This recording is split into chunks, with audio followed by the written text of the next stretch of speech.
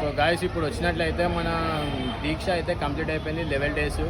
So ఇవాళ వచ్చినట్లయితే మనం దసరా అయితే సెలబ్రేట్ చేసుకుంటాం. రాత్రి రావణాసుడు కాల్చేది మనం మొత్తం లైవ్ వీడియో అనేది పెడతాం పాసిబుల్ అయితే, ఎందుకంటే ఇవాళ వీడియోస్ అనేది చాలా క్యాప్చర్ చేసాం కాబట్టి మనం అంత వీడియో కెపాసిటీ లేదు నా దాంట్లో. సో ఇంకొకటి ఏంటంటే మనం ఈ దీక్ష నుండి కూడా మనం ఎటు పోలేకపోతాం అనమాట. మాకు మాత్రం ఈ నవరాత్రి కాబట్టి లీవ్ ఇచ్చారు అనమాట. ప్లస్ ఇంకొకటి అంటే దోస్తుల దగ్గరికి పోయి ఈసారి నేను హైదరాబాద్కి వచ్చినా కానీ దోస్తుల దగ్గరికి ఒక్కరి దగ్గరికి పోలే ఇప్పటిదాకా. నేను చాలామందిని అయితే మిస్ అవుతున్నాను. కొంతమంది అయితే నాకు 5 years నుంచి దోస్తానా ఉండే, వాళ్ళది కూడా దోస్తానా అనేది కొంచెం స్మాష్ అయిపోయింది అనమాట. ఎందుకు స్మాష్ అయిందో తెలియదు, వాళ్ళ వల్ల అది తెలియదు. అంటే హైదరాబాద్లో చాలా గట్టి దోస్తాను అనమాట. వాళ్ళు ఉన్నప్పటికే నేను నవరాత్రులు చేసినాం కదా, నాకు గుర్తు చేస్తుండే నువ్వు మాలలో ఏ చూప్ మాత అను అంటుండే.